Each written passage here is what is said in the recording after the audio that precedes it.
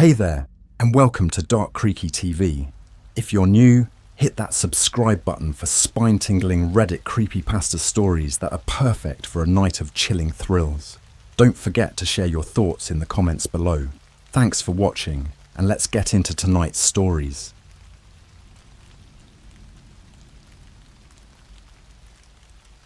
It started out as one of those nights where nothing was supposed to happen. Just a chill hangout with my friends Sarah, Mike, and Jenna. We were at Mike's place, sitting around in his basement with the lights dimmed and a few candles flickering, setting the mood because, why not? Mike had always been into creepy stuff. You know, the kind of guy who spends his free time watching ghost hunting videos or scrolling through Reddit for conspiracy theories. So when he brought out the Ouija board, it didn't really surprise me. What did surprise me was how into it Sarah and Jenna were. "Let's ask it something cool," Mike said with that grin he gets when he's about to do something stupid. I rolled my eyes. I wasn't superstitious, but Ouija boards had always seemed like a bad idea. You hear the stories, right? People messing with things they don't understand, and then, bam, something follows them home. But I didn't want to be the killjoy. "What should we ask?" Jenna chimed in, sounding way too eager. That's when Sarah brought up the local legend of the Wailing Woman. Every small town has its ghost story, right? Ours was about this woman who supposedly died decades ago in some kind of car crash at the edge of town. People say they see her walking along the old highway late at night, crying, looking for something, or someone. Honestly, I never believed in any of it. Just another urban myth to scare kids. Sarah looked around the group, eyes glinting in the candlelight. "Let's ask about her." I sighed, but it was 3 against 1 at that point. I reluctantly placed my fingers on the planchette along with everyone else, and we started the usual ritual, asking if anyone was there, waiting for the planchette to move, which at first it didn't. "Come on, this is so dumb," I muttered, starting to pull my hand away when Mike stopped me. "Wait," he said, his voice suddenly serious. "Ask about the Wailing Woman." Jenna asked, her voice a little quieter than usual. "Is the Wailing Woman real?" For a moment, nothing happened. We all stared at the board, waiting for one of us to crack a joke or push the planchette just to mess with the others. But then, it moved. Slowly. Too slowly to be any of us. It crept over to yes. I felt a chill go down my spine, but I shook it off. "All right, who's messing with it?" "No one's pushing it," Mike whispered. His face was pale, and I could tell he wasn't joking. We stared at each other for a moment before Sarah, her voice shaking a little, asked, "Where can we find her?" The planchette slid again, this time faster. It spelled out a location. Old Route 5. That was the highway, the one people claimed to see her on. The room suddenly felt a little colder. Jenna pulled her hands away from the board, looking spooked. "Maybe we should stop." Mike, of course, was all in. "No way. We're just getting started." But something about the whole thing was making me uncomfortable. Maybe it was the candles, the darkness, or the fact that we'd just spoken to a ghost. But I wanted to leave. "Yeah, I'm with Jenna. This is getting weird." We wrapped up the session quickly after that. Mike tried to laugh it off, saying it was probably just one of us messing around. But there was a tension in the air none of us could shake. We packed up the board, blew out the candles, and called it a night. I left feeling uneasy, but I figured it was just my imagination playing tricks on me. The weirdness didn't really start until the next day. I was driving to work, my usual route, when I passed by the turnoff to Old Route 5. I never took that road. It was barely used anymore, mostly just for people trying to avoid traffic. But as I glanced toward it, I saw her. At first, I thought it was just someone walking. She was too far away to see clearly, but there was something about the way she moved, slow and deliberate, her head down as if she was searching for something. Her clothes looked wrong, like they were from another time, maybe the 50s or 60s. I shook my head, telling myself I was just tired. It had to be a coincidence. My mind was probably messing with me after last night. But then it happened again. That evening I was heading back home, and as I passed old Route 5, I saw her again, this time closer. She was standing near the edge of the road, her face obscured by long dark hair. But I could hear something faint, carried on the wind, crying, a low, mournful wail that sent shivers down my spine. I sped up, heart racing, refusing to look in the rearview mirror. The last thing I wanted was to catch her reflection. That night, I texted Mike and the others, casually asking if they'd noticed anything strange. Mike responded with a simple, "Nah, nothing weird here." But Sarah's reply was immediate. "I think I saw her too." My stomach dropped. She went on to say that she'd been out running errands earlier and had seen a woman fitting the exact description near the grocery store. At first, she thought it was just someone standing by the parking lot, but when she blinked, the woman was gone. None of us mentioned the Ouija board, but we all knew what we were thinking. I tried to brush it off, told myself that it was all in our heads, that maybe we had psyched ourselves out with the Ouija board. But as the days passed, it got worse.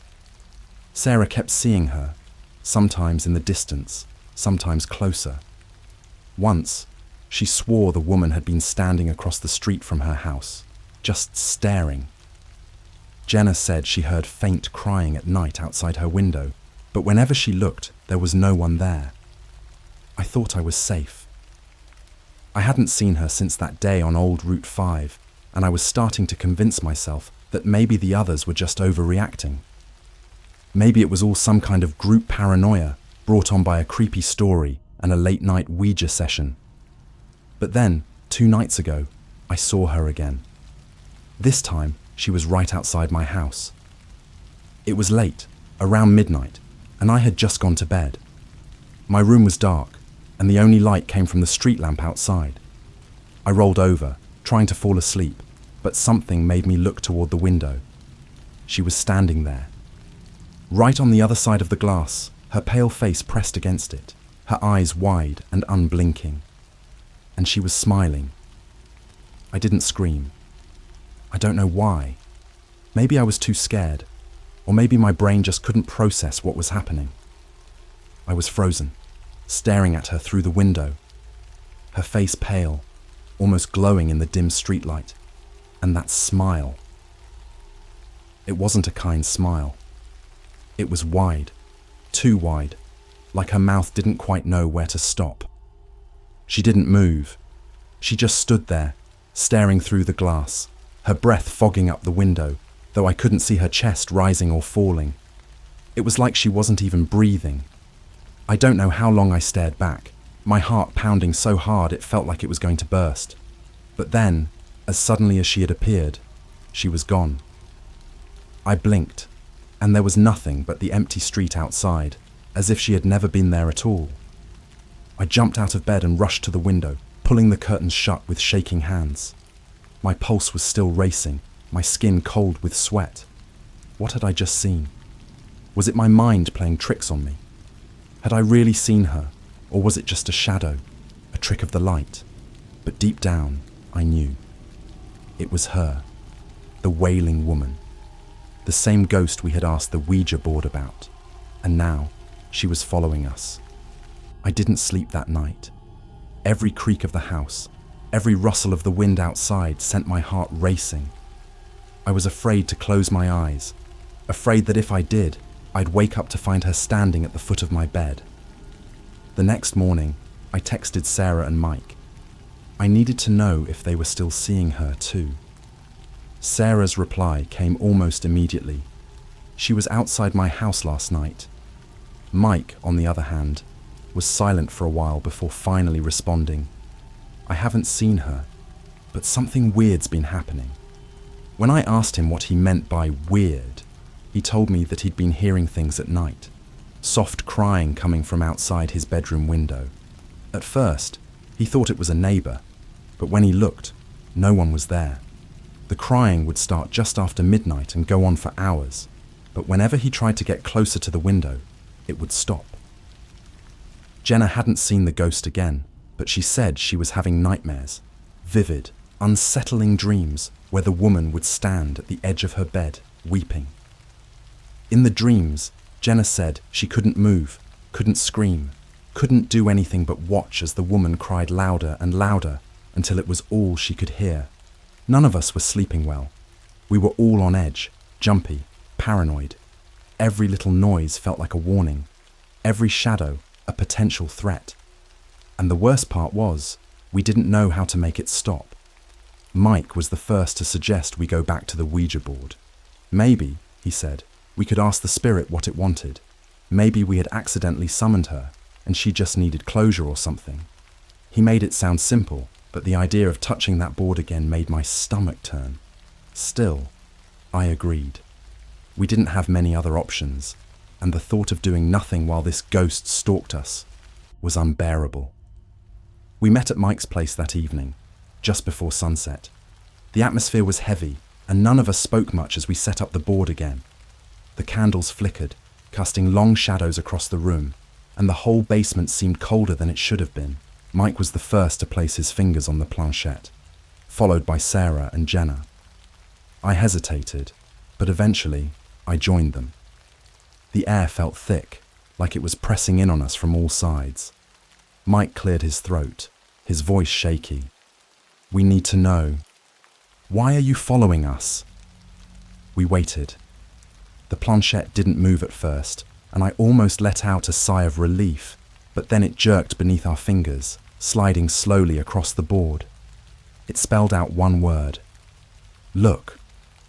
Look, Jenna whispered. Look where? The planchette moved again, faster this time. Outside. We all froze, staring at each other with wide eyes. No one moved. No one wanted to be the first to check. Finally, Mike stood up, his jaw clenched. I'll do it. He walked toward the basement window, the rest of us staying behind, barely breathing. He pulled back the curtain, just a sliver, and peered outside. What do you see? Sarah whispered, her voice barely audible. Mike didn't answer. His shoulders stiffened, and after a few seconds, he let the curtain fall back into place. He turned around, his face pale, and shook his head. She's out there, he said quietly. Right outside, just standing in the street. I felt a wave of cold dread wash over me. She was here, right outside, watching us.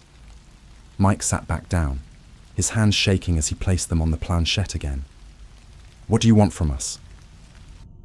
The planchette slid to you. I felt like the air had been sucked out of the room. My heart pounded in my chest as we all stared at the board. She wanted us. Why? What had we done? All we had done was ask about her. We didn't mean any harm. We didn't want this. Before we could ask another question, the lights in the basement flickered. The temperature seemed to drop even further, and suddenly the crying started. It was faint at first, barely audible, but it grew louder with each passing second. It was coming from outside. No, not outside. It was coming from inside the house. The crying echoed through the walls, louder and louder, until it was all I could hear. I looked at the others, panic rising in my chest. Sarah's face was pale, her eyes wide with fear. Jenna had her hands over her ears, shaking her head. Mike was gripping the planchette so tightly his knuckles were white. Then, just as suddenly as it had started, the crying stopped. The room was silent, and that's when the knocking began. 3 slow, deliberate knocks on the basement door. The knocking echoed through the basement like a slow, deliberate countdown. Each knock was louder than the last, and every one of us froze. We exchanged terrified glances, waiting for someone to speak, but no one did. It was like we were collectively holding our breath, hoping that if we stayed still enough, maybe whatever was on the other side would just go away. But deep down, we all knew it wouldn't. The knocks came again, 3 more, each one more urgent, more demanding. Mike was the first to move. I could see the fear in his eyes, but he stood up anyway, like he was compelled to. "Stay here," he whispered, though I could tell he wasn't sure who he was trying to convince, us or himself. He crept toward the basement door, every step slow and cautious. I wanted to tell him to stop. I wanted to scream at him to just leave it alone. But my throat felt tight, like the words were caught somewhere deep inside me, unable to escape. I could barely breathe. The air in the basement felt thick, like it was pressing down on us, suffocating. Mike reached the door, his hand hovering over the knob for what felt like an eternity. The silence was unbearable. And then, without warning, he yanked the door open. There was nothing there. We all exhaled at once, a collective sigh of relief. The hallway beyond the door was empty, just the familiar shadows of Mike's house stretching into the dark. No figure standing there, no ghostly woman waiting for us. Just nothing. Mike turned back to us, trying to force a smile. "See? We're freaking out over nothing." But even as he said it, I could hear the doubt in his voice. We weren't freaking out over nothing. Something was happening. We just didn't know what. Sarah stood up, her voice shaking. "Let's stop. We should put the board away and never touch it again." Jenna nodded quickly, already moving to grab the Ouija board. But before she could touch it, the planchette slid on its own, skidding across the board with such force that it tipped over, clattering onto the floor. We all jumped, staring at the board as if it might spring to life. Mike took a step forward, but before he could say anything, the door to the basement slammed shut with a deafening bang, sealing us inside.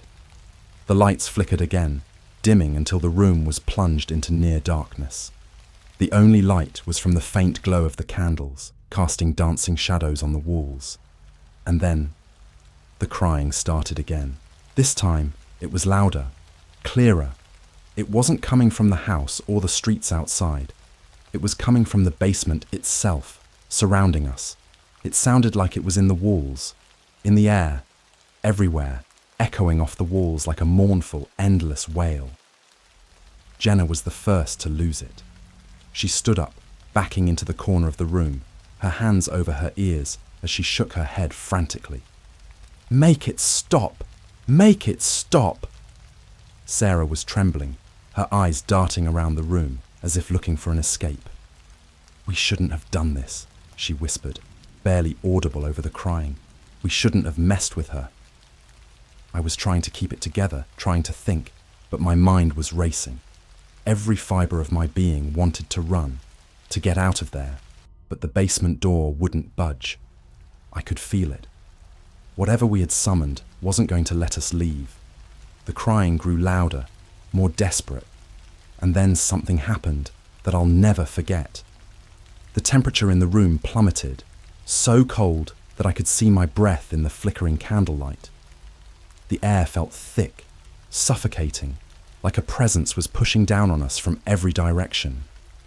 And then, out of the corner of my eye, I saw her. She was standing in the far corner of the basement, just outside the ring of light from the candles. Her figure was hazy, barely there, but I could see her outline, tall and thin, with long dark hair draped over her face. Her shoulders were hunched like she was weeping, but no sound came from her. She didn't move. She just stood there, her head tilted slightly to the side, as if she was listening to us. I couldn't move. None of us could. We just stood there, frozen, staring at her. The crying stopped, replaced by an eerie silence that hung in the air like a heavy fog. The room felt even colder, the darkness pressing in on us from all sides. Mike, finally finding his voice, whispered, "What do you want?" The figure in the corner shifted, her head turning ever so slightly. Her face was still obscured by her hair, but I could feel her gaze on us. It was like she was weighing us, deciding something. And then, in a voice so quiet it was almost a whisper, she spoke. "Find me." The words seemed to echo through the basement, bouncing off the walls, reverberating in our heads. "Find you?" Sarah's voice was shaky, barely above a whisper. "Where? How?" but the figure didn't respond. She just stood there, her form flickering in and out like a weak signal on an old TV. And then, just as suddenly as she had appeared, she was gone. The air in the basement felt lighter, but the tension remained. We were all still frozen, not daring to move, as if one wrong step might bring her back. Jenna finally broke the silence, her voice barely holding together. "We need to leave."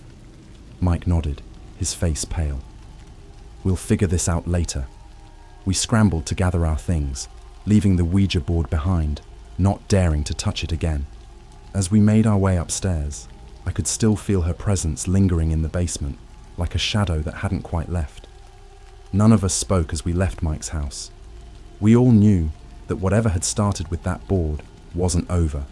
It had just begun. I barely slept that night. Every time I closed my eyes, I saw her, standing there in the basement, that cold voice whispering, "Find me," over and over again, like a broken record. It echoed in my head, making it impossible to drift off without jerking awake, drenched in sweat. The next morning, I met up with Mike, Sarah, and Jenna. None of us wanted to talk about what had happened, but we knew we couldn't ignore it. We had stirred something up, and it wasn't going away until we did what it asked. Mike was the first to break the silence. "We need to figure out where she is." Jenna looked like she hadn't slept at all. Dark circles under her eyes, her hands trembling. "How are we supposed to do that? She's a ghost, Mike. How do you find someone who's already dead?" He didn't have an answer for that. None of us did. Sarah sighed, rubbing her temples. "Maybe she means where she died. You know, the wailing woman, the crash site. It's the only thing that makes sense." My stomach churned at the thought. Old Route 5. The place where she supposedly died all those years ago. The same stretch of road where people claim to see her, wandering and crying, always searching for something. Mike nodded slowly, as if the idea was settling into his mind. "Yeah. Maybe. Maybe she's stuck there. Maybe that's what she wants." I wasn't so sure. There was something about the way she had spoken, the way she had lingered in the shadows, watching us, that made me think it wasn't going to be that simple, but we didn't have any other leads. So that night, we went to Old Route 5. The drive out there felt different this time. I had driven past that road 100 times in my life, but now it felt wrong. The trees lining the road seemed darker, their branches twisting together like bony hands, casting long shadows across the pavement. The closer we got, the quieter the world became. No birds, no cars, no wind. Just silence. We pulled over near the spot where the legend said she had died. The sharp curve in the road where her car had supposedly skidded off the edge, sending her crashing into the ravine below. The area had been abandoned for years, the road barely maintained, and the whole place gave off a forgotten, haunted vibe. Mike killed the engine, and we sat there for a moment, staring out at the darkness beyond the headlights. "Are we really doing this?" Jenna whispered, her voice shaky. "We have to," Sarah replied, though she didn't sound any more confident than the rest of us. "She's not going to leave us alone until we do." We got out of the car, the cool night air immediately wrapping around us like a damp, suffocating blanket. Flashlights in hand, we made our way toward the edge of the road, where the old guardrail had long since rusted away. I couldn't help but feel like we were being watched. Every step felt heavy, like we were moving deeper into something we couldn't escape from. We reached the edge of the ravine, our flashlights cutting through the dense undergrowth below. There was nothing, no sign of the crash, no memorial, nothing to mark where a life had ended. Just darkness and silence. "She's not here," Mike said, sounding more frustrated than scared. "What the hell are we supposed to find?" We stood there in uneasy silence for a few moments, the quiet pressing in on us from all sides. Then, without warning, Jenna let out a sharp gasp. "Did you hear that?" We all froze, listening. For a moment, there was nothing, just the rustling of the leaves in the wind. But then, I heard it. Crying. It was faint, barely audible at first, but it grew louder, more distinct. The same mournful, broken wail we had heard in Mike's basement. It was coming from the ravine.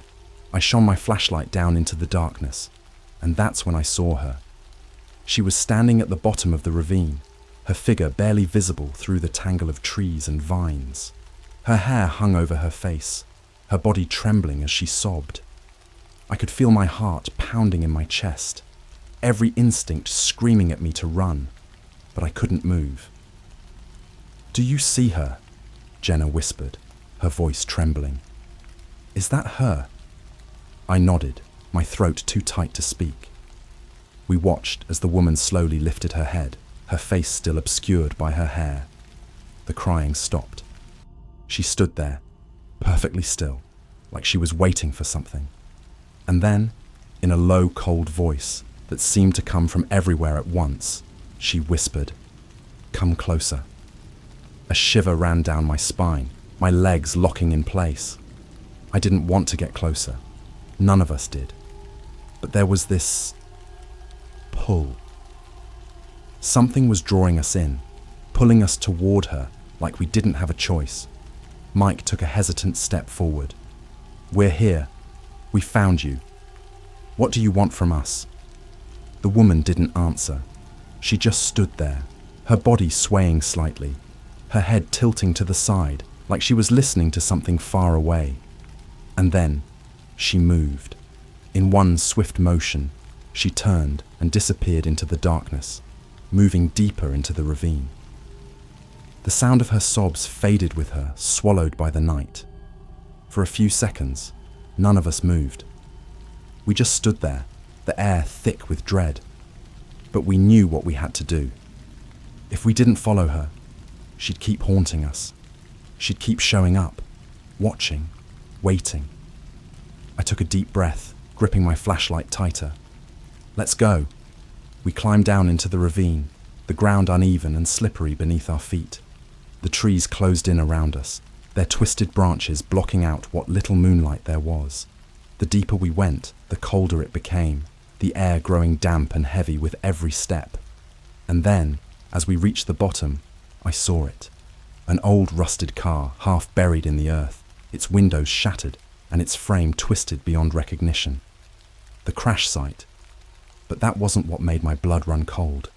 It was the figure slumped over the steering wheel, barely visible in the shadows. The wailing woman. And she wasn't alone. There was something else in the car, sitting beside her, its pale eyes glinting in the darkness. It smiled. I couldn't move. None of us could. We stood there, frozen at the bottom of the ravine, staring at the wrecked car.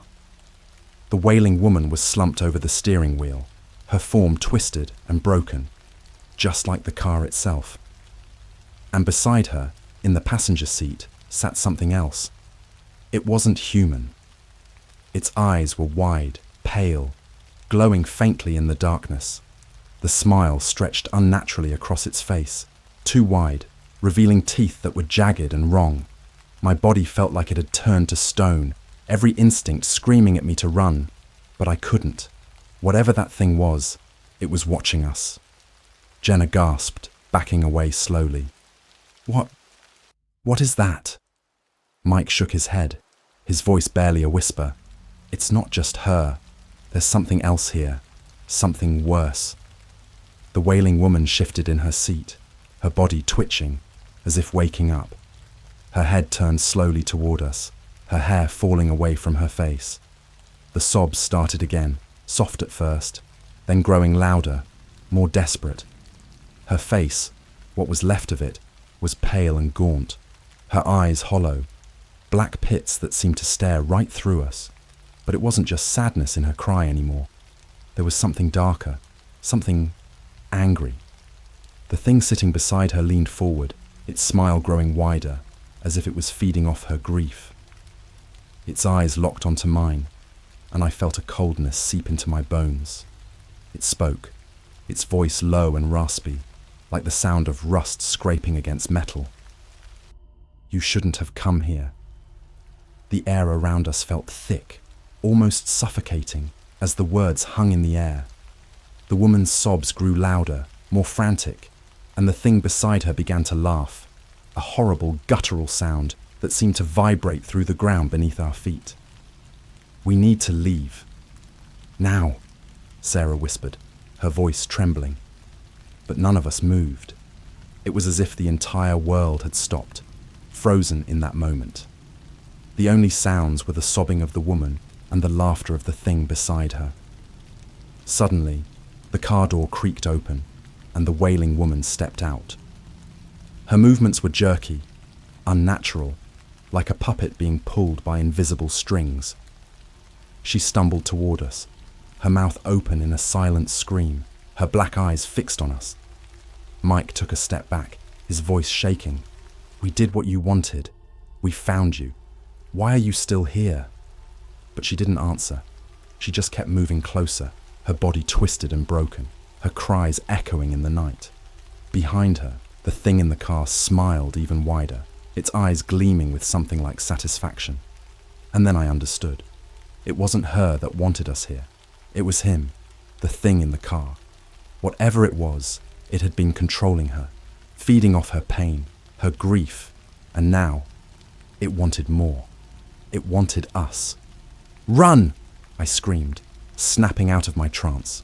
We bolted, scrambling up the ravine as fast as we could. I could hear her behind us, stumbling, crying, her sobs growing louder and more desperate with every step. And underneath it all, I could still hear that thing laughing, its voice slithering through the darkness, filling my head with fear. We reached the top of the ravine, panting, our hearts pounding in our chests. I didn't dare look back. I didn't need to. I could feel them behind us, feel the weight of their presence pressing down on me like a physical force. We jumped into the car and Mike floored it, speeding away from Old Route 5. None of us spoke. We were too terrified, too shaken by what we had just seen. The road stretched out in front of us, dark and empty, but I couldn't shake the feeling that we weren't alone. The further we drove, the quieter the crying became, until finally, it faded into nothing. But the silence that followed wasn't comforting. It was oppressive, like the calm before a storm. We didn't stop driving until we were far, far away from that place. The days that followed were a blur. None of us spoke about what had happened. We didn't need to. It hung over us like a shadow, dark and heavy, haunting our every thought. We hadn't just seen a ghost. We had seen something much worse, something we couldn't explain, couldn't understand. I kept waiting for the wailing woman to show up again, for the crying to start, for the knocking on my windows at night. But she didn't. She was gone. But I knew. We weren't free. Because every now and then, when I was alone, I could still hear it. That laughter. Soft, distant, like it was waiting for the right moment. I don't know what that thing was. I don't think I ever will. But I know this. It's still out there. It's still feeding. And it's still watching. So, if you ever hear a ghost story, if you ever think about playing with a Ouija board to summon something, to find something, don't. Because you might not be the one doing the finding. They might find you. It wasn't supposed to be anything more than a joke. You know, one of those late night dares you do with your friends, just to see who cracks first. I'm not the type to believe in paranormal stuff, and neither are my friends really. But when Eric brought that old Ouija board to our apartment, I could already feel the bad vibes settling in. We were bored, honestly. It was a regular Saturday night, me, Eric, Jess and Ryan, just hanging out, doing nothing special. It was one of those nights where you'd scroll through Netflix for an hour and not pick anything. And then, out of nowhere, Eric grinned and pulled out the board. "Found this in my grandma's attic," he said, laughing as he set it down on the coffee table. "Want to see if the dead want to chat?" I rolled my eyes, already regretting not staying home. Jess chuckled nervously, and Ryan shook his head like he wasn't interested. but I could tell he was just as curious as the rest of us. "Come on, guys. It'll be fun," Eric pushed.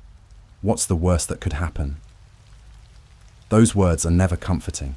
They're practically a guarantee that things are going to go sideways. But of course, none of us took it seriously. We were just a bunch of 20-somethings killing time. So, like idiots, we sat down around the board. Eric lit a couple of candles, because of course he wanted to make it atmospheric, and we all put our fingers on the planchette. It felt a little awkward at first, like we were about to burst into laughter at any second, but the moment we started, the room changed. I don't know how to describe it, but the air felt heavier. The lights in the living room seemed dimmer, even though nothing had changed. No one was laughing anymore. Eric took charge, because that's who he is. The guy who always thinks he's in control of every situation. "Okay," he said, clearing his throat. "If there are any spirits with us, give us a sign." We waited. Nothing. The planchette didn't move, and I could already feel a bit of relief wash over me. Maybe this was just a stupid game after all. But then, Jess shivered. Did anyone else feel that? "What?" Ryan asked, glancing at her. "It just got really cold," she said, pulling her jacket tighter around her shoulders. "Like, freezing cold." I hadn't noticed at first, but she was right. The temperature had dropped suddenly, and it didn't feel normal. You know that kind of cold that creeps up on you and chills you to the bone? Yeah, it was that kind of cold. Eric grinned, though I could tell even he was a little spooked. "Let's ask it something else. Maybe it's shy." "Or maybe we should stop," Jess suggested, her voice shaky. But Eric wasn't having it. "Come on, just one more question. Don't wuss out on me now." I sighed, leaning back a little, but I kept my fingers on the planchette. "Fine, ask it." Eric leaned in closer, his eyes narrowing. "All right, spirit. If you're really here, tell us something important. Something we need to know." For a moment, the planchette didn't move. It just sat there, still and unmoving, and I was about to call the whole thing off when suddenly it jerked. None of us moved it. I swear. The planchette slowly slid across the board, the wooden surface scraping just loud enough to make my skin crawl. It wasn't fast, but deliberate, like something was guiding it with purpose. The first letter it landed on was M. "Okay, that's creepy," Ryan muttered. Then it moved again, spelling out the rest. ARCH. "March," Jess whispered. "What does that mean?" Eric frowned, and for the first time, I saw a flicker of uncertainty in his eyes. Maybe it's a name. Before anyone could answer, the planchette moved again, this time picking up speed. It slid over to the numbers, landing on 2 and then 1. March 21st. We all stared at the board in silence. I could hear the sound of my own breathing, and my heart felt like it was hammering in my chest. March 21st, Jess repeated. "What happens on March 21st? The planchette paused, then shot back to the letters, spelling out one more word. DIE. That's when Jess pulled her hands back, standing up abruptly. Number, no way, we're done. But the planchette wasn't done.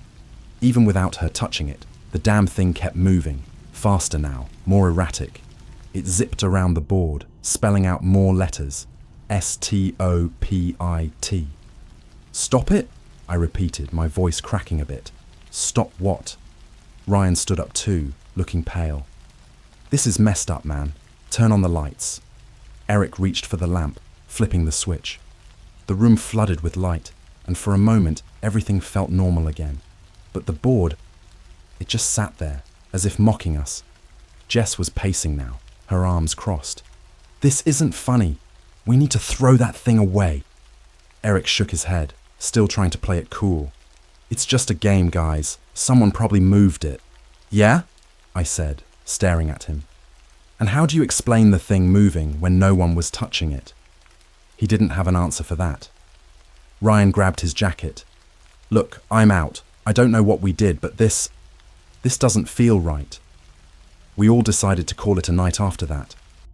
No one was in the mood for hanging out anymore, and honestly, I was glad to be going home. The whole thing had shaken me in a way I couldn't quite explain, but as I left Eric's apartment, something kept nagging at me. The date.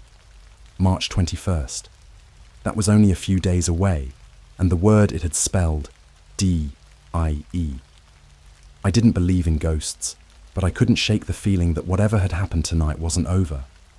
Something was coming. The next few days were tense, to say the least. None of us talked much about what had happened with the Ouija board, but it hung over everything. It's like when you know you've done something wrong, but you can't quite put your finger on how bad it really is. That's how it felt.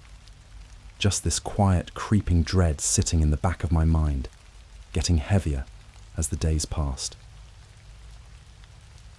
March 21st was only 4 days away. I tried to tell myself it was nothing, just some weird coincidence, right? A game, something we'd all overreacted to. But the closer the date got, the less I believed that. And I could tell my friends felt the same, even if no one was saying it out loud. It started with little things. On Monday, Jess texted me, saying she felt like someone was watching her while she slept. I woke up in the middle of the night, and I swear I felt a presence in my room, she wrote. I tried to brush it off as her being freaked out from the other night, but her text stuck with me. Tuesday, Eric stopped by my place after work. He looked tired, more drained than I'd ever seen him. "We're being stupid, man," he said as he sat on my couch, running a hand through his hair. "It was just a board game. There's no way some dumb piece of wood can tell us when we're gonna die." But as he said it, I could see it in his eyes. He didn't believe a word of what he was saying. We ordered pizza and tried to play some video games to get our minds off things, but the atmosphere was thick with tension. Every time the screen went dark between matches, I'd catch Eric glancing over his shoulder, like he was expecting something to be there. I was doing the same. Then came Wednesday. 2 days to go. That's when things really started to get weird. I woke up to my phone buzzing with a message from Ryan. He never texted in the morning. He wasn't a morning person. But the tone of his message instantly made me sit up. "Dude, you need to come over. Now something's wrong." No explanation, just that cryptic message. My stomach sank as I got dressed and grabbed my keys. I drove to his place, my mind racing with all the worst possibilities. When I pulled up to his apartment, he was waiting by the door, pacing like a caged animal. "What's going on?" I asked, as soon as I stepped out of the car. Ryan looked at me, his face pale. "You need to see this." He led me inside, straight to his bedroom, where his laptop was open on the desk. The screen showed an email, but it wasn't from anyone I recognized. The sender's address was a random string of letters and numbers, like some kind of spam bot, but the subject line made my blood run cold. March 21st. You can't stop it. "What the hell?" I muttered, leaning in closer. "Is this a joke?" Ryan shook his head. "I thought it was some kind of prank at first, but look at the time it was sent." I glanced at the timestamp. 3:33 a.m. 3:33, I repeated, feeling a knot form in my stomach. The witching hour. Ryan's hands were shaking as he scrolled through the rest of his inbox. There were 3 more messages, all sent at exactly 3:33 a.m. The last one was the worst. It didn't have any subject line, but when he opened it, there was just a single line of text. "You're already dead." I backed away from the laptop, my mind racing. This wasn't just some dumb game anymore. Something was happening. Something real. Ryan ran a hand over his face, looking like he hadn't slept in days. "I don't know what to do, man. It's like, ever since that night, things have been getting worse. I keep hearing things at night, footsteps in my apartment when I know I'm the only one here." "Have you told Eric and Jess?" I asked, my voice shaking. "They haven't been answering their phones," Ryan replied, his voice hollow. "I tried calling them, but nothing. It's like..." It's like they're avoiding me. I felt a wave of panic rising in my chest. We need to talk to them. Figure out what's going on. That night, I texted Eric and Jess, asking them to meet up the next day. March 21st was in less than 24 hours, and I didn't want to face whatever was coming alone. To my surprise, they both agreed to meet at Eric's apartment the next morning. The tension in their replies was obvious. We all knew something was coming. When Thursday finally rolled around, I could barely focus at work. My mind kept flashing back to Ryan's email, to Jess feeling watched, to the board spelling out "die" like it was a warning. I kept checking the clock, counting down the hours until we'd meet. Part of me wanted to cancel, to just hide and pretend none of this was real, but I knew that wasn't an option. At noon, we all gathered at Eric's place. The room felt wrong the moment I stepped inside, like something was waiting for us. Jess sat on the couch, nervously twisting a strand of her hair, while Ryan paced back and forth. Eric stood by the window, staring out like he was expecting something to come bursting through at any second. "So," Eric said, breaking the silence. "March 21st. What now?" I swallowed hard, glancing at the others. Ryan got some weird emails. At 3:33 a.m., they all mentioned the date. Jess's face went pale. "That's the same time I woke up last night. 3:33. I didn't look at the clock at first, but I felt it. Something was there, watching me." "Same here," Eric muttered, his voice low. "I've been waking up at the same time every night since we played the board. It's like something's counting down." The air in the room felt thick, heavy with fear.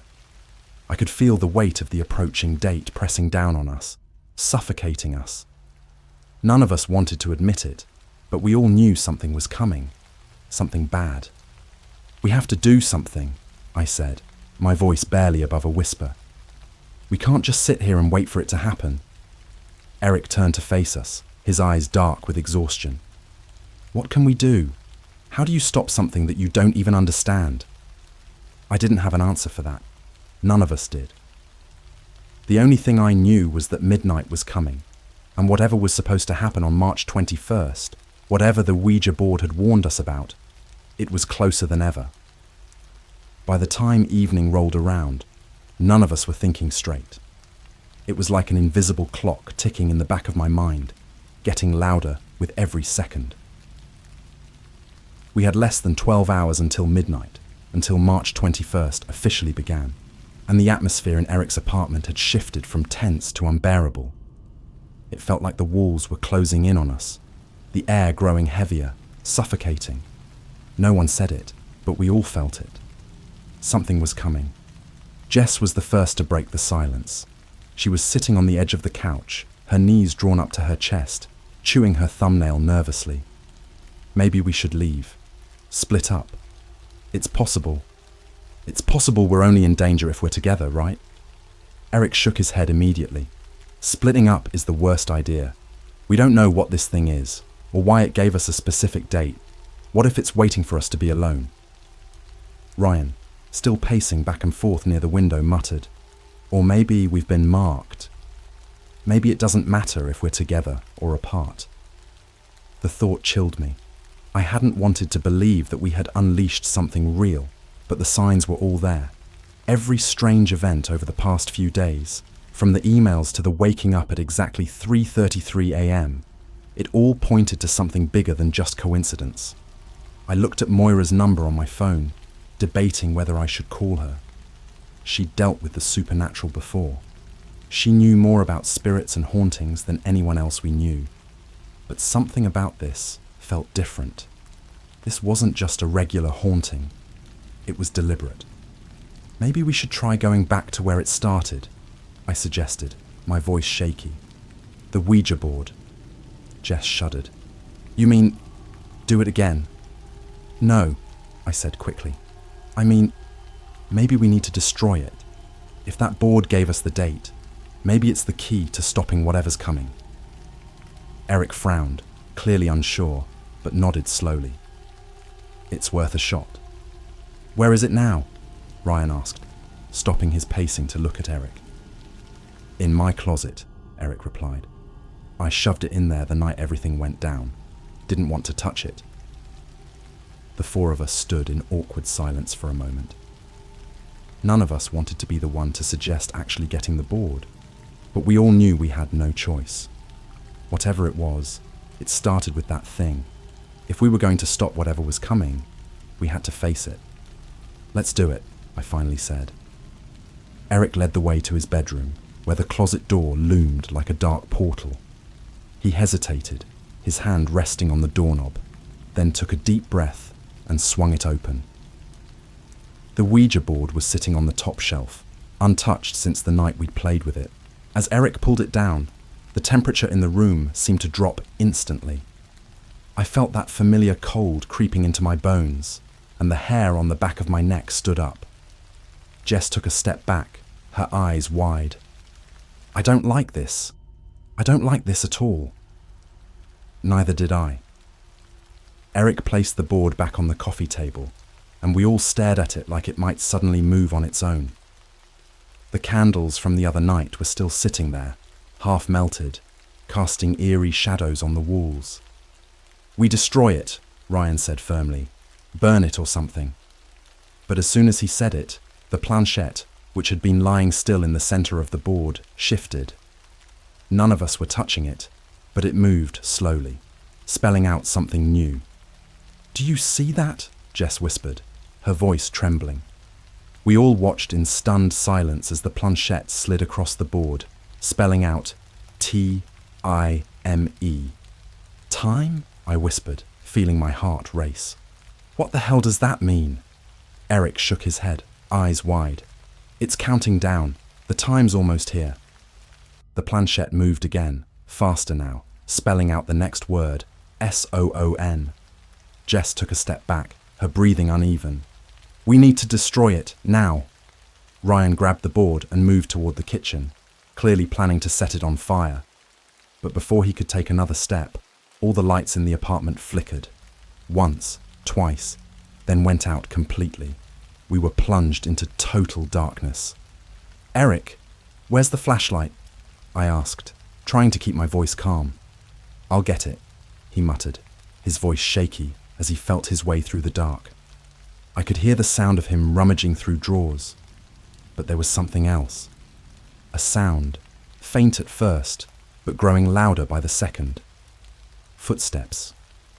They were soft, but unmistakable, coming from the hallway that led to the front door.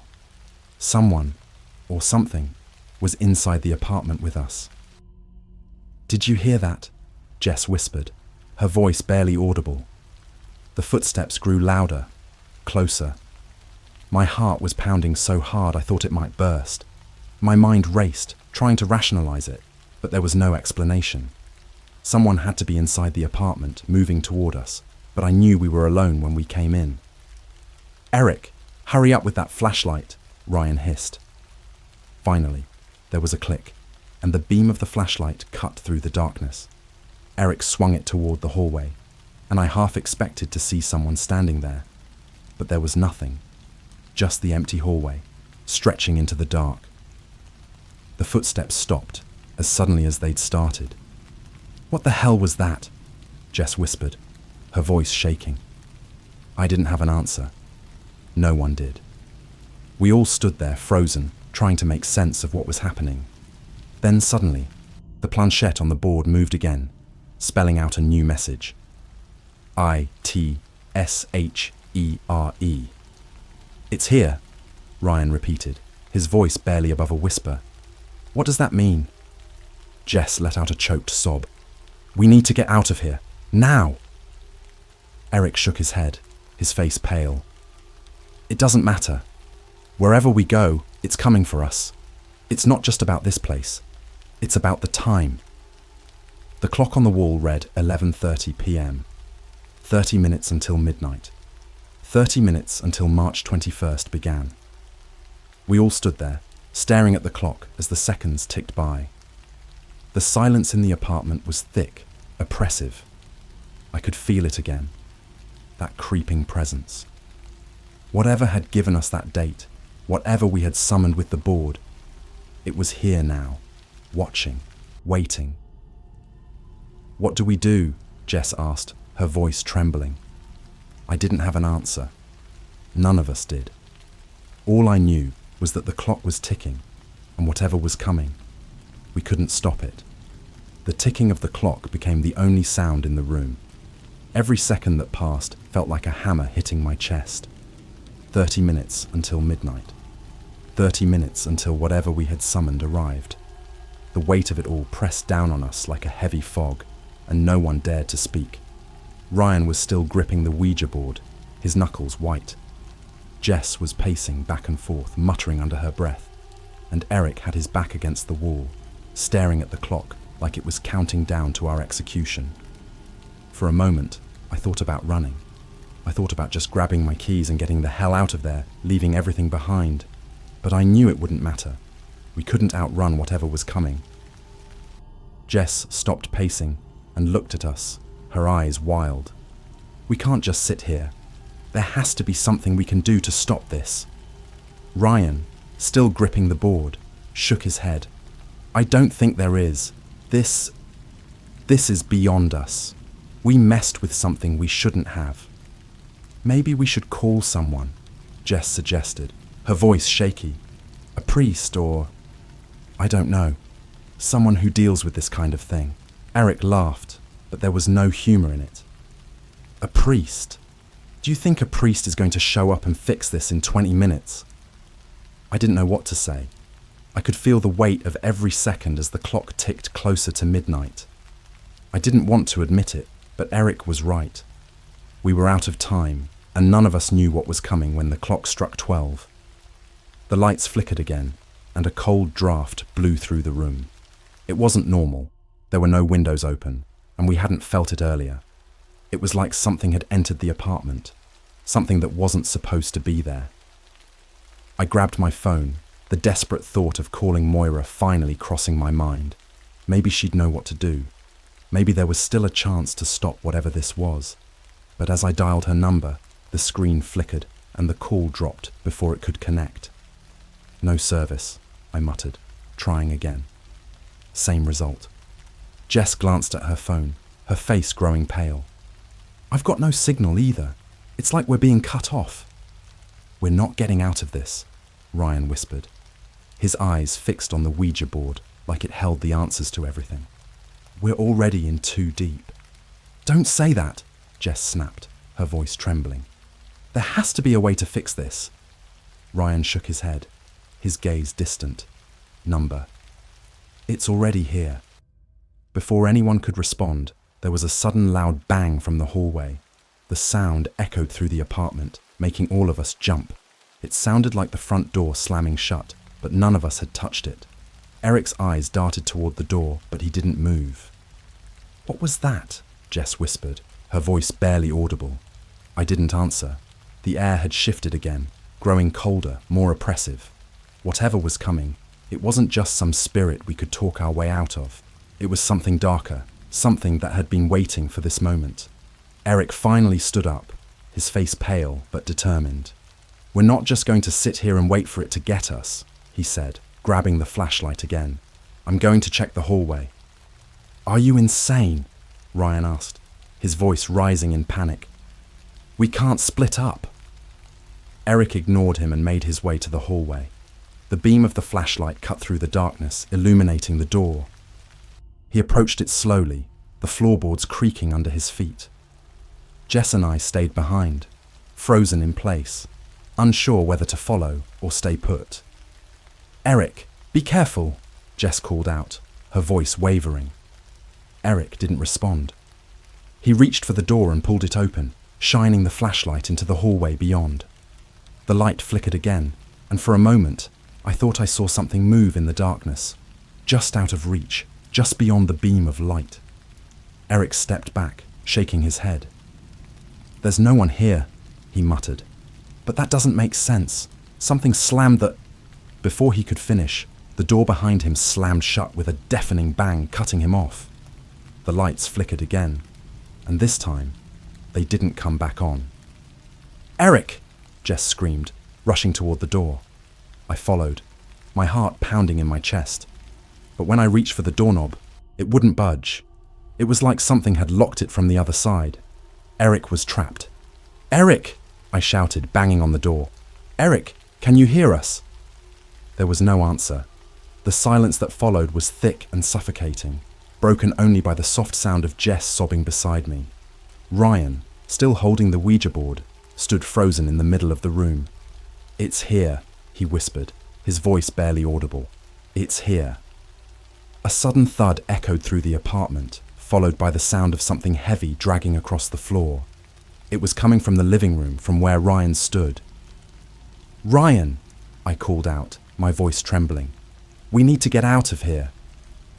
But Ryan didn't move. His eyes were fixed on something in the corner of the room, something that I couldn't see from where I was standing. He dropped the Ouija board, his hands shaking as he took a step back. "Ryan, what is it?" I asked, stepping closer. Ryan's face was pale, his eyes wide with fear. "It's watching me." The words sent a shiver down my spine. I didn't want to look. I didn't want to see whatever it was that had frozen Ryan in place, but my body moved on its own. I turned slowly, my heart hammering in my chest, and glanced at the corner of the room. There, just out of reach of the flickering candlelight, was a shadow. It was tall, unnaturally tall, with limbs that seemed to stretch and bend in ways that didn't make sense. Its face, or what should have been its face, was nothing but darkness, an empty void. But I could feel it. I could feel its eyes on me. Jess screamed, a high-pitched, bone-chilling scream that seemed to cut through the air. She bolted for the front door, yanking at the handle, but it wouldn't budge. We were trapped. The shadow moved, its limbs twisting and shifting as it stepped closer. I could hear the sound of its movements, like bones cracking and flesh tearing, but somehow distant, like it wasn't entirely in our world yet. Ryan stumbled back, tripping over the coffee table and falling to the floor. "It's here," he kept whispering over and over. "It's here." I grabbed Jess and pulled her back toward the living room, away from the door. The shadow was closing in now, its presence filling the room, suffocating us. The clock on the wall read 11:55 p.m., 5 minutes to midnight. "What do we do?" Jess sobbed, clutching my arm. "What do we do?" I didn't have an answer. My mind was racing, but nothing made sense anymore. This thing, whatever it was, had been waiting for this moment. It had given us a date, and now it was here to collect. The lights flickered again, and the shadow moved closer, its twisted limbs reaching out toward us. I could feel the cold radiating off of it, a bone-deep chill that made my skin crawl. I glanced at the Ouija board lying on the floor. Maybe if we ended the game, it would stop. Maybe we had to close the connection. It was a long shot, but it was the only idea I had. "Ryan!" I shouted. "The board! We need to end the game!" Ryan blinked, his eyes focusing for the first time since the shadow appeared. He scrambled to his feet and grabbed the planchette, his hands shaking violently. Jess and I rushed over, placing our fingers on the board. "We need to say goodbye," I whispered. "We have to close it." The shadow loomed over us now, its presence so close I could feel it breathing down my neck. The clock read 11:58 p.m., 2 minutes until midnight. "Goodbye," we all said in unison, our voices trembling. The planchette moved, slowly at first, then faster, spelling out the word N-O. The clock ticked closer to midnight. The shadow inched forward, its cold breath sending shivers down my spine. And then, the clock struck 12. The moment the clock struck midnight, everything stopped. The room fell into complete and utter silence, the kind that presses down on your chest and makes it hard to breathe. The shadow that had been looming over us froze, its long, twisted limbs suspended in midair, like it was waiting for something. None of us moved. None of us even dared to breathe. Jess was gripping my arm so tightly it hurt, her eyes wide with terror, staring at the Ouija board as if it held all the answers. Ryan was still holding the planchette, his knuckles white, his face pale. I could hear the clock ticking again, each second dragging on, louder than it should have been. Tick, tick, tick. "What happens now?" Jess whispered, her voice trembling. I didn't have an answer. The board hadn't let us say goodbye, hadn't let us close whatever door we'd opened. And now we were standing on the edge of something we couldn't control or understand. The shadow still hadn't moved. It hung there in the air, just a few feet away from us, its empty face turned toward us like it was watching, waiting. My mind raced, trying to make sense of it, but nothing added up. Why had it stopped? What was it waiting for? Then the temperature in the room dropped even further. The chill seeped into my bones, making my teeth chatter. I could feel the pressure in the air building, like something was about to snap. And then it did. The lights flickered again, and this time the room plunged into total darkness. I could hear Jess gasp beside me, feel her grip tighten, but I couldn't see anything. It was like the shadow had swallowed everything. And then, out of the darkness, a voice, soft but unmistakable. "You should have listened." The voice sent a jolt of fear through me. It wasn't coming from any of us.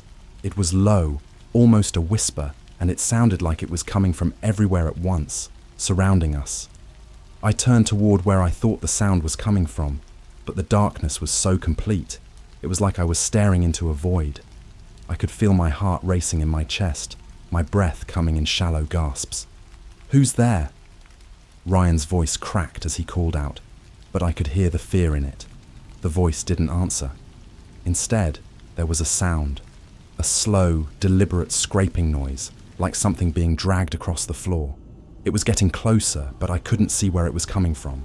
And then, without warning, the lights flickered back on. The shadow was gone.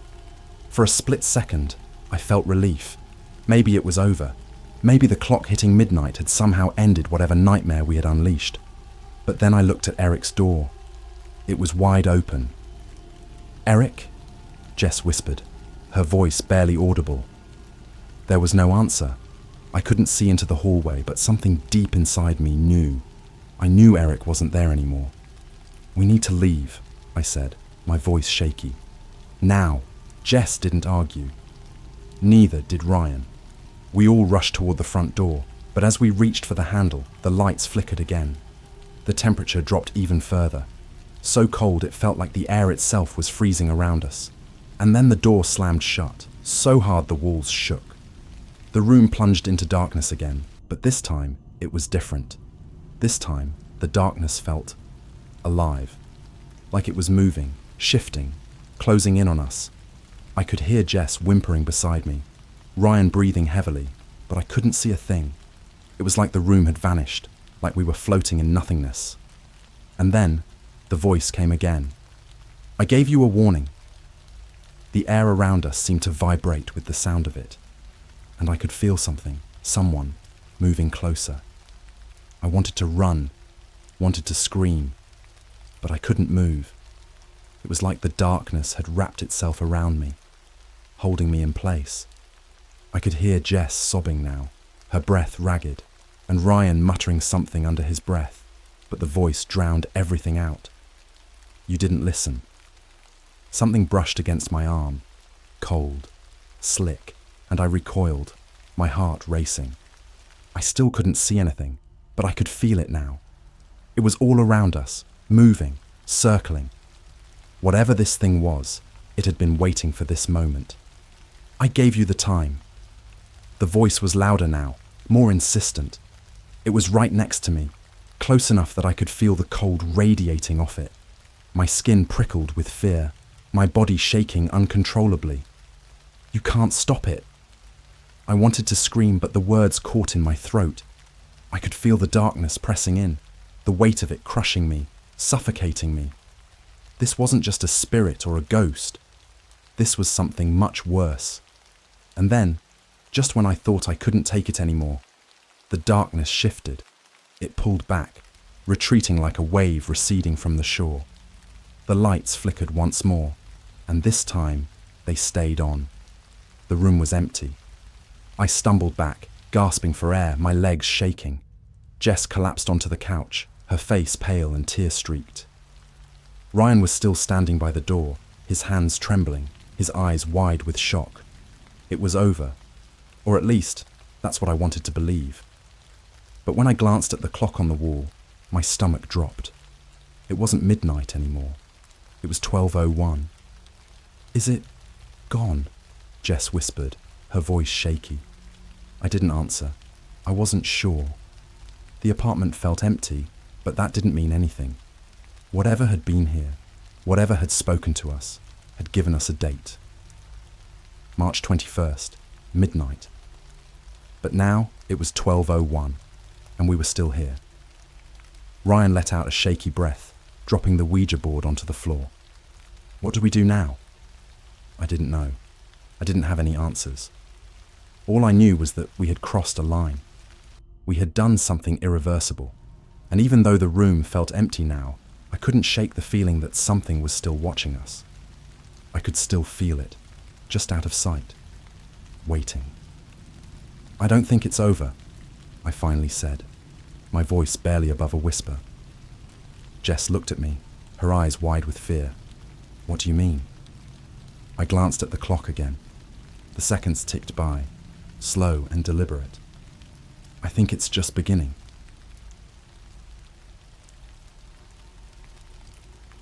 I've always heard people say that messing with a Ouija board is a bad idea, but I never took it seriously. I mean, it's just a game, right? But now I wish I'd listened, because what we found in the attic was more than just an old board.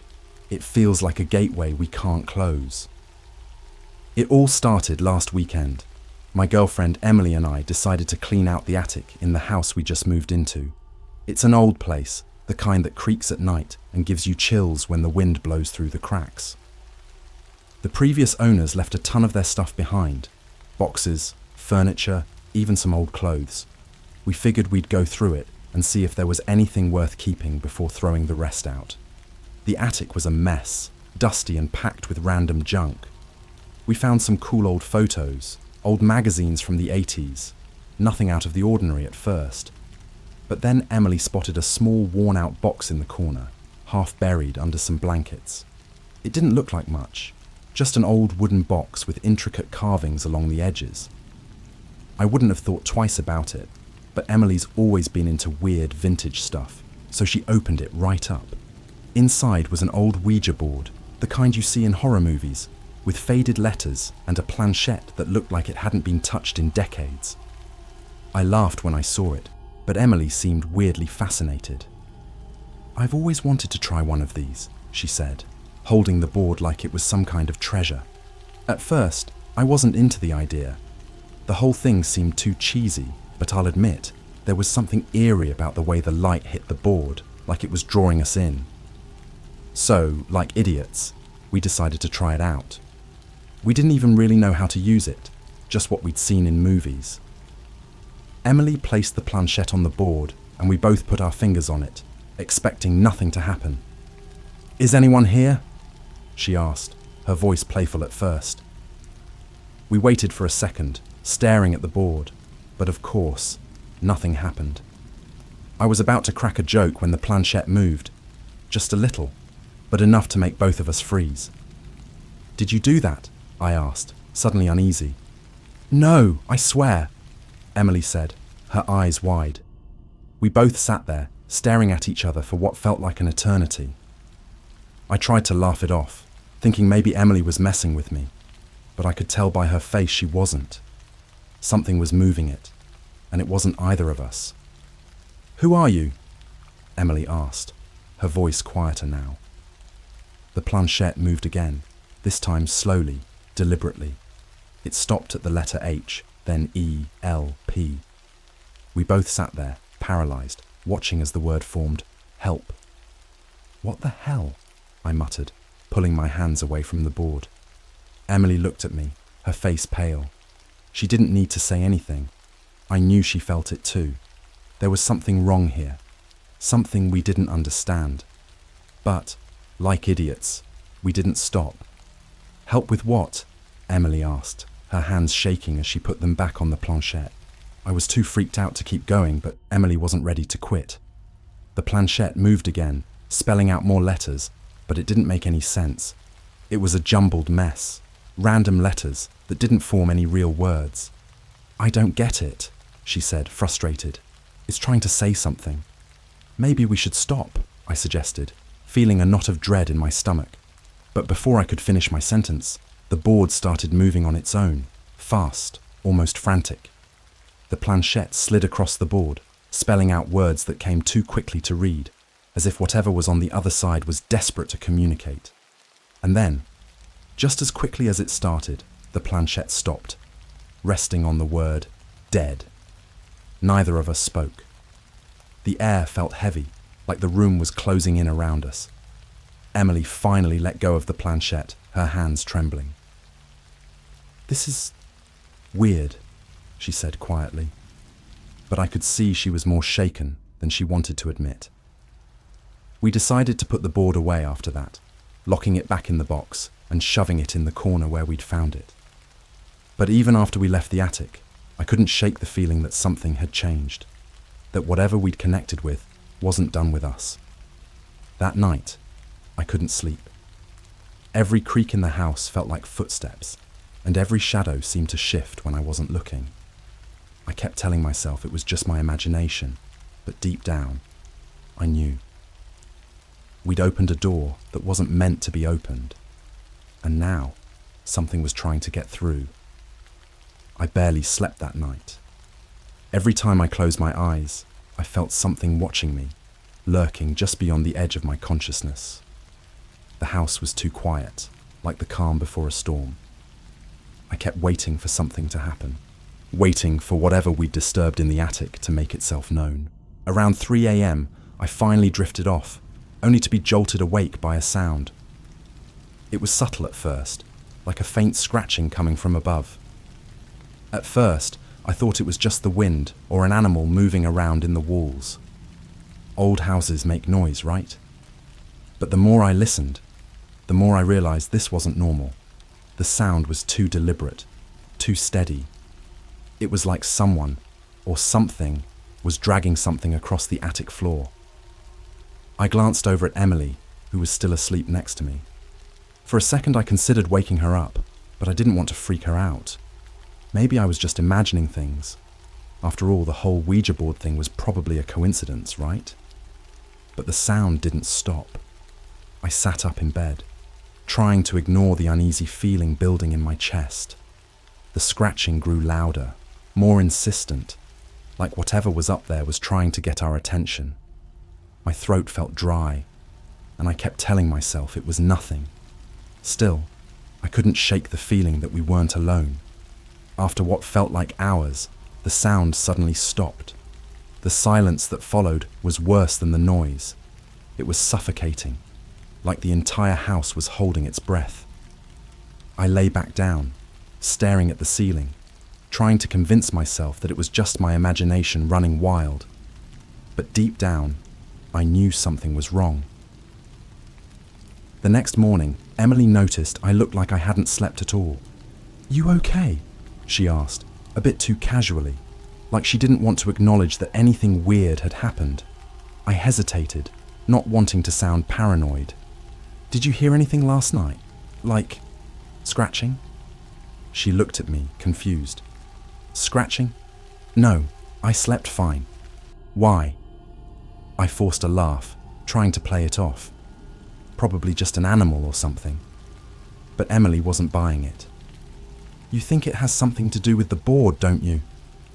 I didn't answer right away. I didn't want to admit it, but there was no denying that things had felt off ever since we touched that stupid thing. The air in the house felt heavier, and I couldn't shake the creeping sense of being watched. Emily seemed to sense my hesitation. "Look, I'm sure it's nothing. It was probably just your imagination after that weird message last night." "Help the dead? It's creepy, but it's not real." I wanted to believe her. I really did. But something inside me knew better. That evening, we both tried to go about our day like everything was normal. Emily suggested we avoid the attic for a while, just to get our heads straight. I was more than happy to stay far away from that box, but the problem was, the house itself didn't feel right anymore. It was as if whatever we'd woken up in that attic was no longer confined to it. The temperature started to drop around sunset, way more than it should have for that time of year. I could see my breath in the air as we sat on the couch, both of us bundled under blankets, trying to distract ourselves with a movie. Emily kept glancing over at me, clearly unsettled, but trying not to show it. We didn't talk about the board again, but it hung in the air between us like a silent weight. Then, just as the movie ended, the lights flickered. Once, twice, and then they went out completely, plunging the house into darkness. Emily let out a nervous laugh. Great, power outage. I reached for my phone, using its light to navigate through the sudden darkness. I'll go check the breaker. But as I stood up, I heard it again, that scratching sound. Only this time, it wasn't coming from the attic. It was coming from right above us. My heart stopped for a second. The ceiling in the living room creaked, as though someone, or something, was pacing just above our heads. I felt a cold sweat break out on the back of my neck. I wasn't imagining it this time. "Did you hear that?" I whispered, my voice barely audible over the sound of my own pounding heart. Emily nodded slowly, her eyes wide. She heard it too. We both stood there, frozen in place, listening as the footsteps continued. They were slow, deliberate, like whatever was up there was taking its time. "What do we do?" Emily whispered, her voice shaking. I didn't have an answer. I wanted to tell her we should leave the house, but I couldn't move.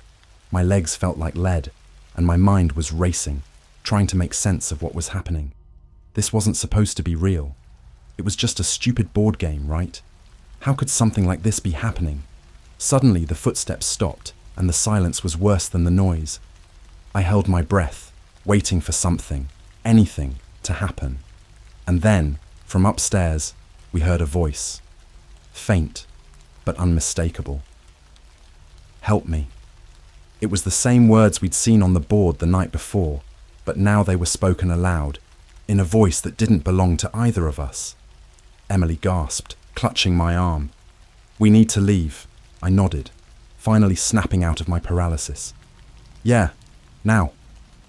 We grabbed our things and bolted for the door, not daring to look back.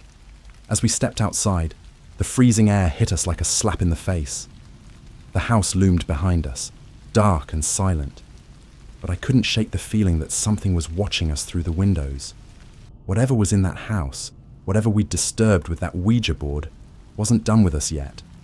We drove around aimlessly for what felt like hours after leaving the house, neither of us saying a word. I didn't know where we were going, and I didn't care, as long as it was far from whatever was inside that house. Emily sat next to me, staring out the window, her fingers clenched tightly around her phone, as if she expected it to ring with more bad news at any second. Eventually, we ended up in a small, run-down motel on the edge of town. It was the kind of place you only stay at if you're desperate, which we were. The flickering neon sign outside felt like a bad omen, but it was the only place with lights on for miles. We checked in under fake names, not because we thought it would help, but because somehow that felt like it would keep us safe from whatever had latched onto us. Deep down, though, I knew it wouldn't matter. The room was bare, just 2 beds and a TV from the early 2000s that barely worked. Emily dropped her bag on the floor and sat down on one of the beds, her face pale, her eyes distant. She hadn't said much since we left the house. I think she was trying to process everything that had happened, just like I was. "We're not going back there, are we?" she finally asked, breaking the silence. I shook my head. "Number, we can't." But even as I said it, I felt a pit forming in my stomach. We both knew it wasn't going to be that easy.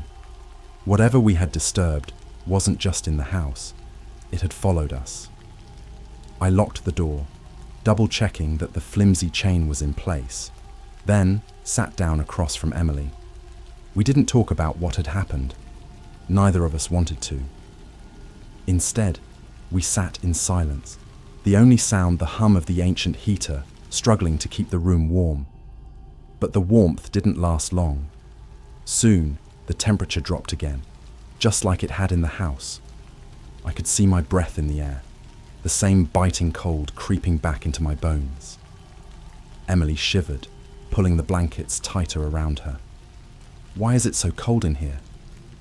I didn't answer, because I didn't want to admit what I already knew. The cold wasn't from the motel, it was from whatever had followed us. It was around 1 a.m. when it started again. The lights flickered, just like they had back at the house, and the TV screen filled with static before going black.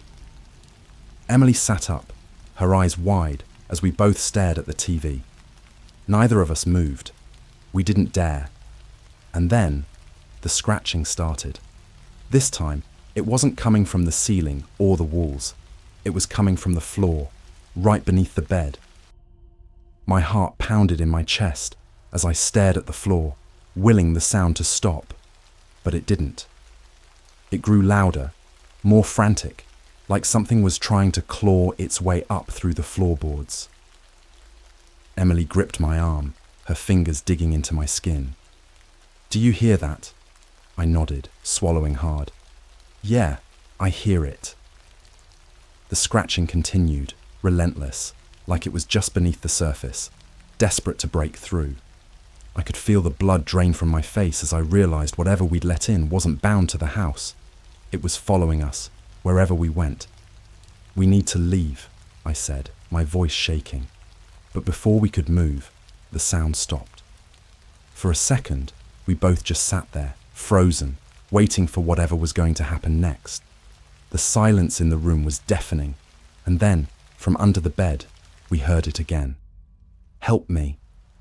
The same voice, the same plea. This time, it was so close, I could practically feel the breath of whatever was speaking. Emily let out a small gasp and jumped off the bed, backing away toward the door. "We have to get out of here."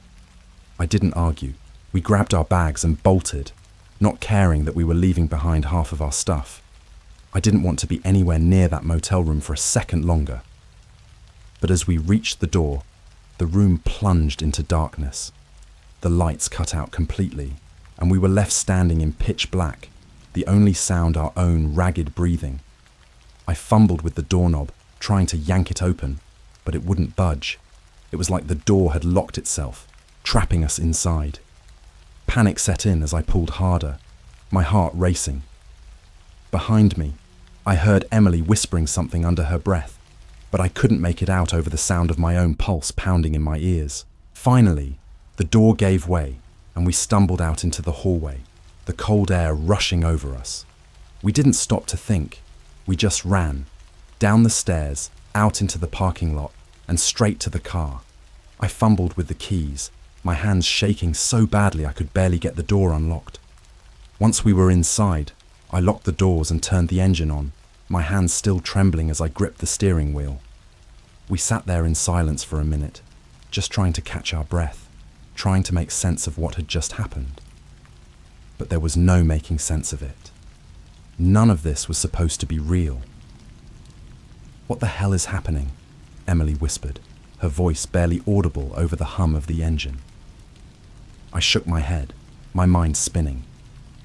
"I don't know, but we can't outrun it." Emily looked at me, her eyes wide with fear. "Then what do we do?" I didn't have an answer. All I knew was that whatever we'd unleashed was relentless, and no matter how far we ran, it wasn't going to stop. As we sat there, trying to figure out what to do next, something caught my eye. In the rearview mirror, I saw a shadowy figure standing in the parking lot, just barely visible in the dim glow of the streetlights. It was tall and motionless, watching us. My heart dropped into my stomach. "Emily, do you see that?" She turned, following my gaze, and when she saw the figure, she let out a gasp. "Oh my God!" I didn't wait to find out what it was. I slammed my foot on the gas and sped out of the parking lot, leaving the figure behind us in the rear-view mirror. But as we drove away, I couldn't shake the feeling that it was still watching us, still waiting. The road stretched out in front of us like an endless, dark ribbon. I didn't care where we were headed. All I knew was that we had to keep moving. Emily sat beside me, pale and silent, her hands trembling in her lap. Neither of us spoke. What could we even say at this point? Whatever this thing was, it wasn't just haunting the house. It was haunting us. The figure we had seen in the parking lot, tall, faceless, shrouded in darkness, still lingered in my mind. It hadn't followed us, at least not in any physical sense, but I couldn't shake the feeling that it was always just out of sight, waiting for the right moment to strike. After driving for nearly an hour, we found ourselves on the outskirts of town, near a gas station that looked like it hadn't been touched in decades. I pulled over, not because I wanted to stop, but because we were running low on gas. My hands were still shaking as I turned off the engine, and for a moment, the silence felt crushing. "We can't keep running like this," Emily whispered, finally breaking the silence. Her voice sounded distant, like she was speaking from the bottom of a well. "Where do we even go?" I didn't have an answer. Running felt pointless, but staying put felt like suicide. The air around us was thick with something I couldn't describe, like we were being smothered by an invisible force. Even here, miles away from the house and that cursed board, the cold lingered, crawling under my skin. "We need help," I said, though the words sounded hollow. Who would believe us? It wasn't like we could go to the police and tell them we were being haunted by a spirit we contacted through a Ouija board. We'd be laughed out of the station, or worse, locked up for a psych evaluation. Emily didn't respond. She just stared out the window, her eyes darting around as if expecting the figure to appear again at any moment. I sighed, running a hand through my hair, trying to think. Maybe there's someone who knows about this kind of stuff. You know, like a paranormal expert or something. Emily shook her head slowly. "Even if we find someone, how are they supposed to help? This thing, it's not just a ghost. It feels different." She was right. This wasn't like any ghost story I'd ever heard. The cold, the scratching, the voice begging for help. It felt like something older, more powerful. Something that wasn't just trying to scare us, but trying to break through. Suddenly, my phone buzzed in my pocket, startling both of us. I fumbled for it, my heart racing as I unlocked the screen.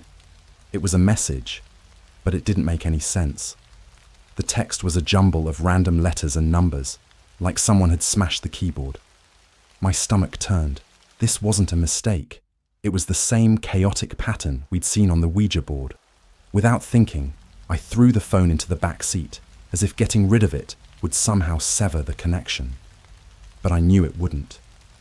The thing, whatever it was already inside our heads. It didn't need technology to reach us. "I think we made a huge mistake," Emily whispered, her voice barely audible. "We should have never opened that box. A knot formed in my stomach." She was right. I had felt it too, even before we used the board. Something had been wrong the moment we touched it, like it had been waiting for someone to find it, waiting for us. The gas station lights flickered above us, casting long shadows across the parking lot. I glanced at the empty road behind us, half expecting to see that shadowy figure standing there, watching us again. But the lot was empty. For now. "I don't think we can stop it," I muttered, more to myself than to Emily. "It's already here. It's in everything." Emily turned to me, her eyes wide with fear. "Then what do we do? We can't just sit here and wait for it to..." Before she could finish her sentence, the car windows fogged up, the temperature dropping so fast I could feel the icy air in my lungs. I gripped the steering wheel, my knuckles turning white. The frost on the windows crept inward, swirling in strange, unfamiliar patterns. I knew we weren't alone anymore. Then came the sound. A low, guttural moan, like someone was in pain. No, like someone was dying. It echoed through the car, surrounding us, and my heart pounded so hard I thought it might stop. Emily clutched my arm, her nails digging into my skin. But I couldn't look away from the windshield. Slowly, the fog on the glass started to clear, revealing something written there, scrawled in the same messy handwriting as before. "Help me." I stared at the words, my mind racing. The voice, the thing that had been haunting us, was desperate. It wasn't just trying to scare us, it was trying to reach out. But why? And for what? Maybe. I swallowed, trying to push down the panic rising in my chest. Maybe it really does want help. Emily shook her head, her voice trembling. "No, it's playing with us. It's trying to get to us. We can't trust it." She was right again. But there was something else. Something about the voice, the cold, the way it kept repeating that same message over and over. It wasn't random. It wanted something from us, and I had the sickening feeling that whatever it was, we weren't equipped to deal with it. The moaning grew louder, more intense, filling the car like it was coming from inside our own heads. My vision blurred as the cold gnawed at my bones, my breath coming in short, ragged gasps. Then, as suddenly as it had started, the noise stopped. The fog lifted. The air in the car warmed, just enough to make me shiver in relief. But the message on the windshield remained, the words staring back at us like a silent threat. "We can't keep running," Emily whispered, her voice barely audible. "It's not going to let us go." I knew she was right. There was nowhere left to run. No matter how far we went, it would follow. We'd opened the door, and now it was up to us to figure out how to close it. But I had no idea how. We couldn't outrun it. That much was clear. Every attempt to escape only led us back into its grasp, like a predator toying with its prey. The writing on the windshield, the moaning, it was becoming more intense, more desperate. It wasn't just haunting us anymore. It was trying to break through. After sitting in the gas station parking lot for what felt like hours, I knew there was no use in running. Whatever this thing was, it had a hold on us. And I had the sickening feeling that the only way to end this was to confront it head on. "We have to go back," I said, my voice barely above a whisper. The words tasted bitter on my tongue, but I knew they were true. We couldn't keep driving, couldn't keep running. This thing had started in the house, at the board, and that's where it had to end. Emily looked at me like I'd lost my mind. "You can't be serious. Go back? Are you insane?" But deep down, she knew it too. There was no escaping what we'd brought into our lives. It wasn't going to stop until we figured out what it wanted. So, we did the one thing I never thought we'd do. We drove back to the house. The same house we'd fled from hours earlier, hoping we'd left the nightmare behind. But it wasn't behind us. It was waiting for us. As we pulled up to the driveway, the house loomed in the darkness, its silhouette eerily still. The windows were dark, but I couldn't shake the feeling that something was watching us from within. Something that had been waiting patiently for our return. "I don't like this," Emily muttered, her hands trembling in her lap. "This feels like a trap." "It probably is," I replied, my voice grim. But we have no choice. We stepped out of the car, the cold night air biting at our skin as we made our way toward the front door. I could feel the weight of the house pressing down on me, as if it were alive, pulsing with the energy of whatever spirit we had disturbed. The door creaked open with an unnatural ease, as if the house had been expecting us. Inside, the air was thick and stifling, colder than it should have been. Every shadow seemed to shift. Every creak of the floorboards felt like a whisper. We moved cautiously toward the attic, the place where it had all begun. The steps groaned under our weight, the walls closing in around us as we ascended. My heart pounded in my chest, each beat louder than the last, as if the house itself was listening. Finally, we reached the attic door. It stood slightly ajar, the darkness beyond it deeper than any natural shadow. I hesitated for a moment, my hand hovering over the doorknob. I could feel Emily's eyes on me, waiting for me to make the first move. With a deep breath, I pushed the door open. The attic was just as we'd left it, dusty, cluttered, and filled with the remnants of the previous owners' lives. But there was something else now, something that hadn't been there before. In the center of the room, where we had first found the Ouija board, stood a figure. It was hard to see at first, just a shadow in the dim light. But as my eyes adjusted, I could make out its form. It was tall, impossibly tall, with long limbs that seemed to stretch unnaturally. Its face, or what should have been its face, was a blank, featureless void, except for two deep, hollow eyes that stared directly at us. "Help me." The voice was quiet, almost pleading, but it wasn't coming from the figure. It was inside my head, echoing through my mind, growing louder with each passing second. Emily gasped, grabbing my arm. "What do we do? What is it?" I didn't have an answer. All I knew was that the thing wanted something from us. The same message it had been sending from the start. Help me. But how were we supposed to help the dead? Without thinking, I reached for the Ouija board. It was still there, just as we had left it, the planchette resting in the center.